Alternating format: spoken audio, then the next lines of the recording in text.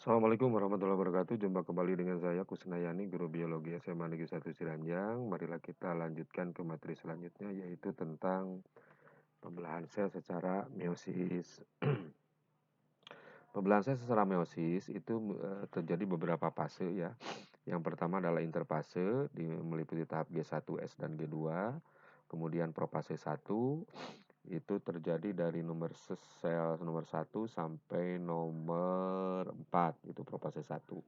Kemudian metafase 1 itu sel nomor 5, anafase 1 sel nomor 6, dan telofase sel nomor 7. Kemudian antar pembelahan profase 1 sampai telofase 1 itu ada interkinesis ya, antar pembelahan sel. Karena pembelahan selnya terjadi 2 kali ya, di 7, 8, 9 dan di 14, 15 menuju 14A, 14B dan 15A, 15B. Jadi 2 kali pembelahan. Di nomor 89 adalah profase kedua, metafase kedua adalah 10 dan 11, kemudian anafase kedua 12, 13, dan telofase kedua adalah 14, 15 menuju 14AB dan 15AB ya. Kita mulai dengan ciri-ciri dari setiap fase ya.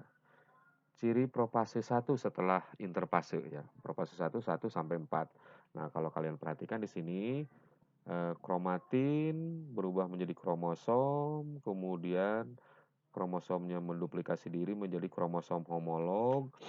Kemudian di akhir dari profase ini antar lengan kromosom terjadi tumpang tindih antar lengan kromosom yang disebut dengan kiasmata ya. Jadi ini hanya terjadi pada meiosis. Jadi terjadinya kiasmata sehingga terjadinya perpindahan gen dan terjadinya perubahan perpindahan sifat antar kromosom. Kemudian juga membran nukleus hancur ya, tadinya ada menjadi tidak ada. Kemudian juga sentrosom membelah menjadi 2 sentriol ya. Sentriolnya bergerak ke kutub yang berlawanan dan diantaranya ada benang spindle. Kemudian metafase pertama. Di metafase pertama, kromosom homolog ini berjajar di bidang ekuator, jadi ada di tengah-tengah. Setiap sentromernya diikat oleh benang spindle dan sentriol berada di kutub yang berlawanan. Kemudian anafase ke-1 ya. Nah, coba kalau kalian perhatikan di sini ada kromosom A aksen ya yang memiliki merah dan kuning sedikit ya. Yang B ada merah sedikit dan kuning. Yang C aksen ada biru sedikit, yang D-nya ada hijau sedikit ya. Itu tadi akibat dari perpindahan gen antar lengan kromosom atau kiasmata. Nah, kemudian di anafase pertama ini kromosom homolog bergerak ke kutub yang berlawanan ditarik oleh benang spindle. Kemudian nanti di telofase 1 sudah mulai terjadi sitokinesis ya, dan terbentuk kembali di akhir telofase 1 ini terbentuk kembali sentrosom dan membran nukleus ya.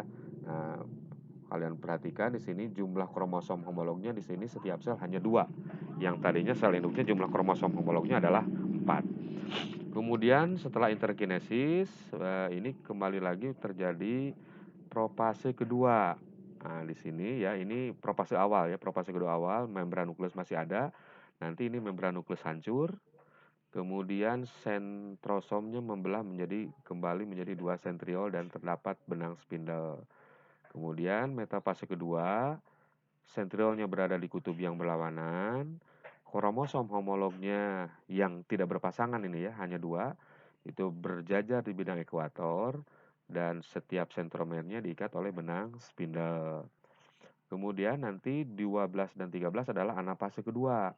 Nah, di sini kromosom homolognya itu terpisah dari pasangannya, ditarik oleh benang spindle. Ya, seperti ini ya. Ini tujuannya supaya nanti masing-masing sel memiliki 2 kromosom. Kemudian di telofase kedua ya, 12 13 adalah anafase kedua, 14 15 adalah telofase kedua dan 14AB, 15AB adalah telopase akhir, masih telopase.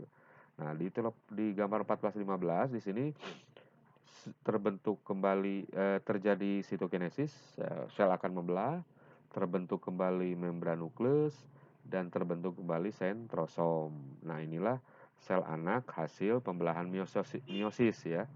Eh, Hasil akhir dari pembelahan meiosis.